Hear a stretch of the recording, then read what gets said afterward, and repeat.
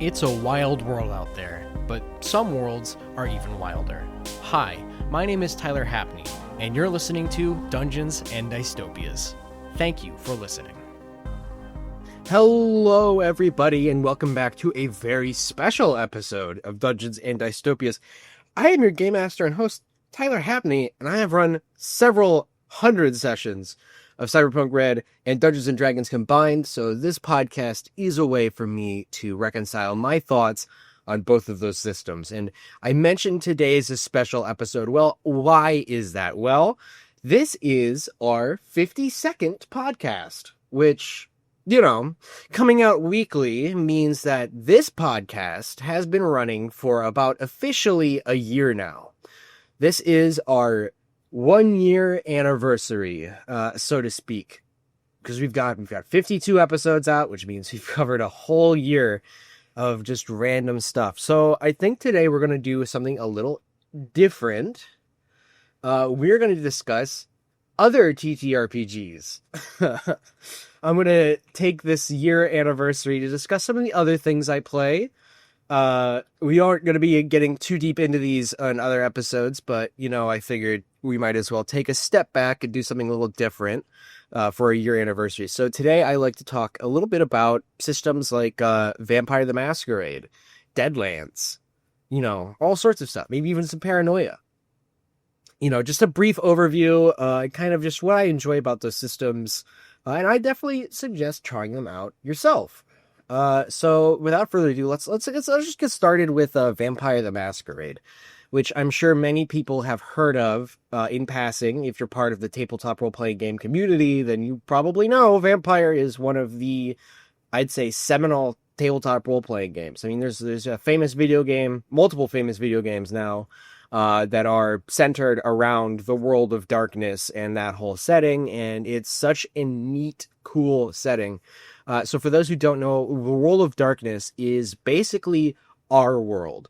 But imagine if monsters were real and a lot of conspiracies were kind of real and pretty much anything crazy you can think of. There's some sort of truth to it in the world of darkness. Like there's vampires, there's werewolves, there's ghosts, there's demons. You know, you have the changelings, elves, wizards, stuff like that. Like, and that's all supposed to be taking place within our current modern society. Like, it's written, the setting is basically written as the city. Whatever city you're closest to, that's pretty much the setting, or whatever city you can really choose is pretty much the setting for World of Darkness. And it is pretty much, it's set up in our actual world, so it's easier to find things out. You know, if you've got a question about something, like, you know, in fantasy, usually you're like, well, how many pounds does a cart hold? You know, maybe if I'm trying to figure out, like, how much fantasy goods this cart could be holding. But, you know, I'm doing World of Darkness. I mean, you know, it's like, how many pounds can an airplane hold, you know, or whatever. That's something you can pretty much Google and instantly get, you know, whenever. Real life circumstances come with a lot of real life things that you can kind of look into, real life statistics. So I don't know, there's a little bit of extra charm there when you're like using real life locations, or real life events or things that have actually happened, to further your setting in World of Darkness.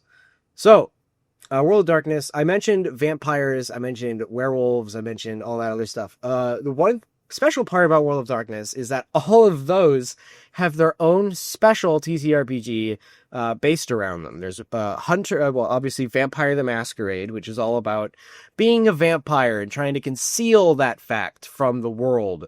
Trying to uphold something called the Masquerade, which is basically the idea that humans do not know vampires exist, and if they did, vampires would probably not last too long because then a bunch of people would be trying to hunt them. So, you know, the Masquerade exists for that reason. And that's just part of the vampire experience.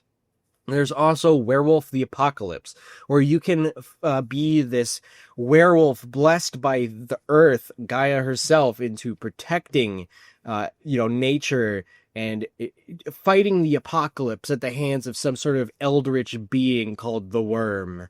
And if you're going to go for a hunter, well, hey, guess what? Your whole shtick is you hunt vampires and werewolves and ghosts and all of that stuff.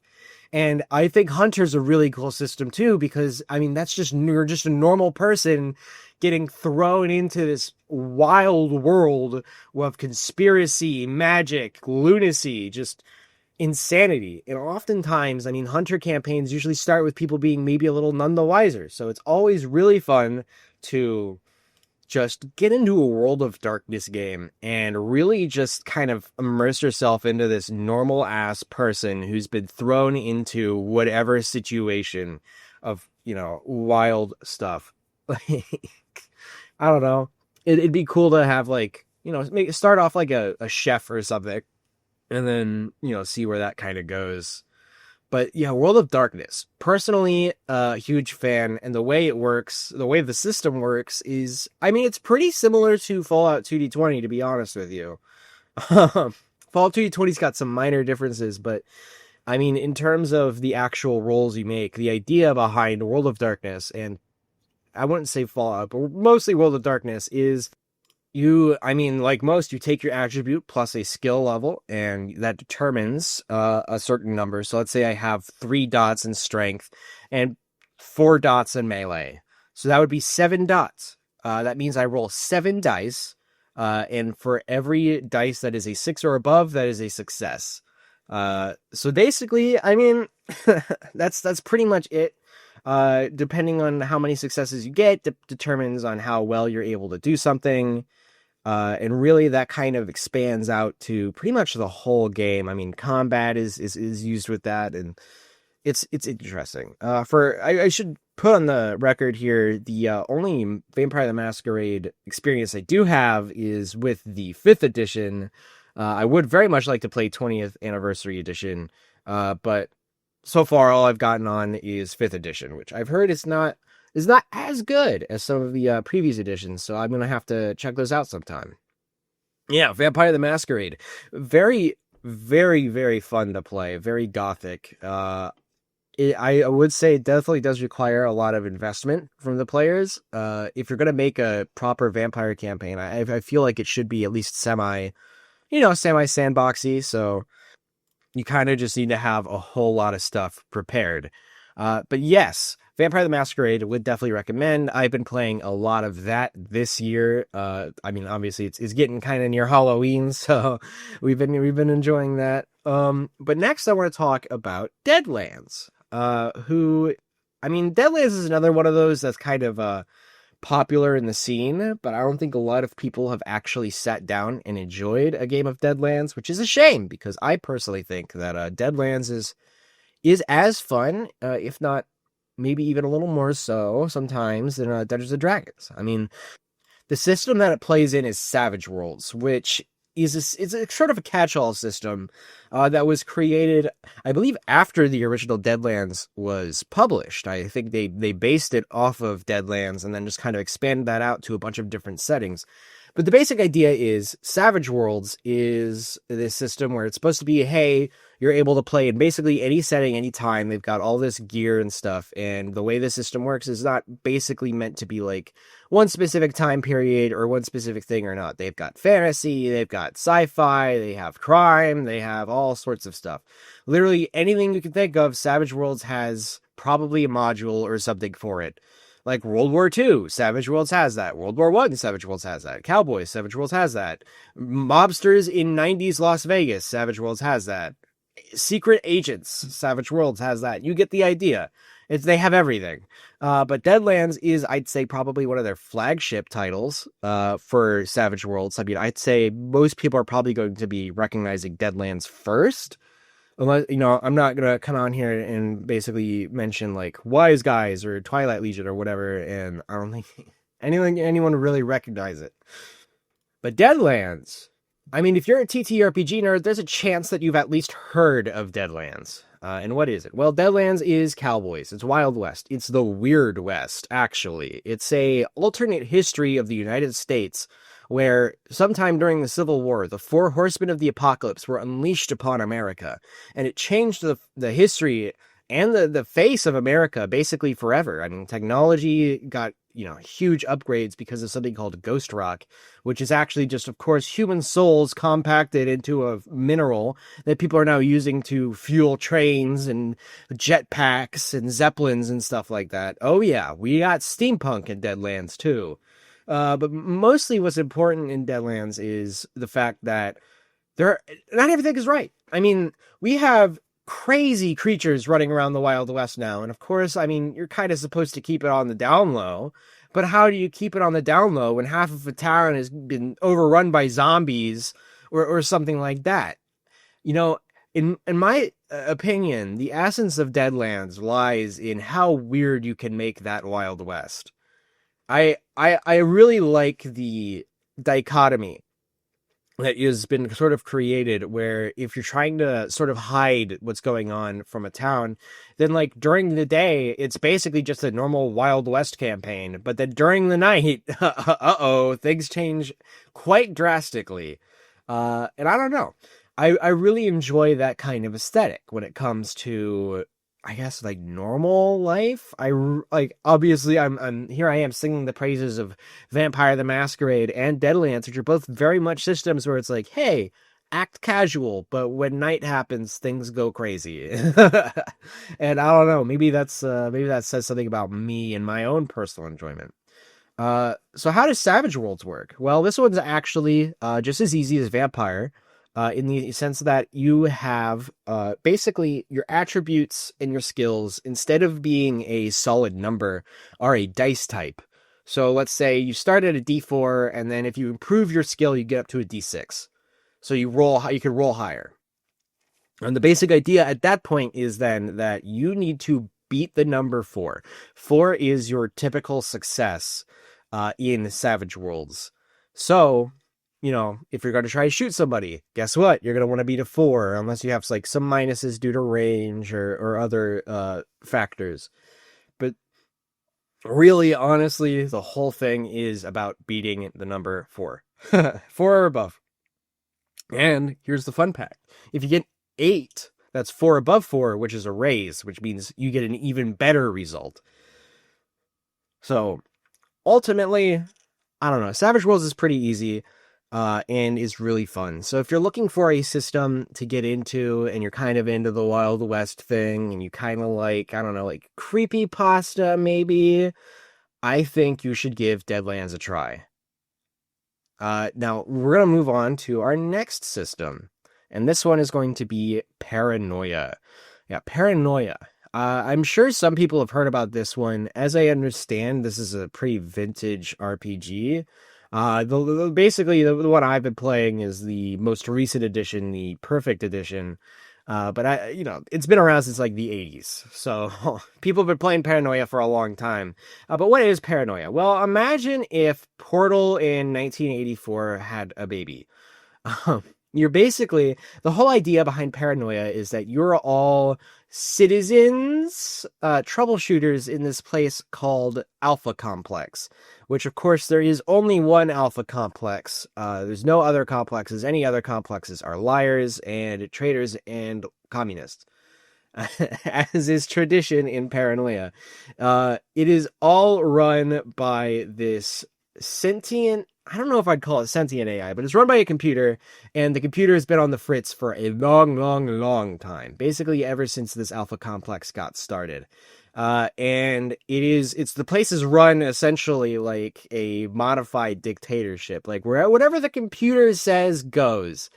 And if you doubt the computer, well, the computer will label you as a traitor, communist, terrorist, and then you will be eliminated, executed immediately. Because one thing about Paranoia is that the computer, above all else, fears communism. And a whole lot of other things. But basically, you use its position to terrorize your party and force them to do jobs that are, well, I mean, oftentimes for Paranoia, I'm not even going to sugarcoat it. Straight up impossible. And a lot of them don't even seem impossible. Like one of the missions I gave my players was to use an elevator. In Paranoia, that can mean something a lot different from a typical elevator ride, because in this instance, the elevator in question, they needed to get to like the 10th floor of the R&D building, and the elevator only had one button. And of course, just pressing the button isn't going to get you up one floor. Uh, so they needed to figure out exactly how this elevator worked. There was no signage, nothing there. And it turns out if they wound up on the wrong floor, they would be marked as traitors because they were on the wrong security clearance, and then they'd be asked to basically execute each other. And it was a whole fun thing. It took them about maybe 2 to 3 hours to actually finally deliver that package to the correct floor. But that's just Paranoia in a nutshell. So, it was a fun time. My players loved it. We've also run multiple missions where it's this one is out of the book, I believe, or out of a book, but the whole idea is they're in a room and there's 3 doors. One of them reads hot fun, one of them reads cold fun, and the third one reads flurgle. And they need to, without knowing what any of these phrases actually mean, basically sentence criminals to enter these doors. One of them's execution, one of them's being released, and another one is detainment and questioning. So, ultimately, you got to try and figure out what doors do what, but there aren't any context clues to find out. And if your character tries to look through the door, then they can't see anything. It starts playing some like sitcom or something in their mind. It's really, really funny. If you're looking for a good experience to sit around and kind of just enjoy with some friends, and maybe even as a game master looking to take out some anger you've had on some players who are a bit snarky, then maybe this one would be for you. Check out Paranoia, but definitely do try it with a group of people who get it.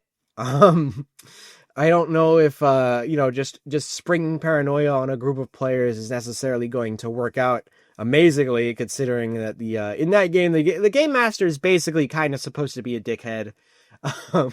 Not like a total one, like, you get the idea, but you're supposed to toy with them a bit. You're supposed to kind of take that power into your hands and have some fun with it. So someone who isn't expecting that, I don't know, they might not enjoy that.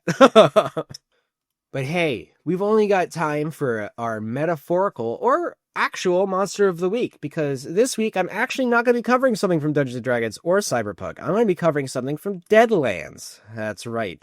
And in the Deadlands, I like to talk about our monster of the week being the Harrowed. Technically not a specific monster, but it's a very cool part of Deadlands. So let's say you die in Deadlands. Let's say you get shot in the leg and you bleed to death. Well, you have a chance, if you roll correctly, using your spirit die, to basically raise from the dead. The only problem, of course, being that the way you do that is by a demon coming through the Deadlands and inhabiting your body.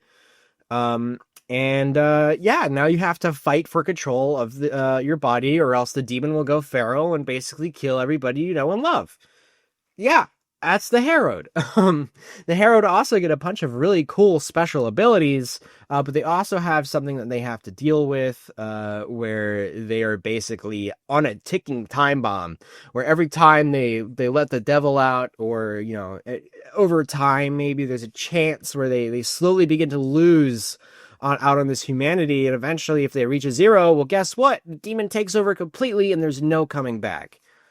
So it operates similar to Cyberpunk cyberpsychosis mechanic, only you can come back from cyberpsychosis if you're lucky. But with this, if you run out, you're done though, bro. You are, you're just a demon now. The old you's gone. And that's a terrifying thing for a cowboy. But if you run across a Harrowed in Deadlands, they're kind of like a sort of staple of that series. So I don't know, it's a bit of a trademark. I would say though, playing as a Harrowed, so fun. Technically you can't die as a Harrowed unless they take out your head, or I think other certain circumstances. But basically, it's hard to kill a Harrowed. Because they have so many abilities, they come back from the dead I mean, regularly if they don't get killed in certain ways, and ultimately, I think it's always a really fun sort of hook to have. If you have a player that dies, well, guess what? Now they're back as a Herald, and they've got an entire new arc and sort of storyline that they're trying to pursue. And I don't know, it's really cool how Deadlands handles death. It's not all the time, but I feel like, if you give your player a Herald, every once in a while, I think it's going to be an interesting sort of event. But that'll be it for us this week. Thank you so much for listening to me ramble about 3 of the systems I really enjoy. Next week, we will probably be back with some Dungeons & Dragons for real. I have been Tyler Happy. Thank you so much for listening to 1 whole year of Dungeons & Dystopias. I'm looking forward to more, and I will be seeing you next week.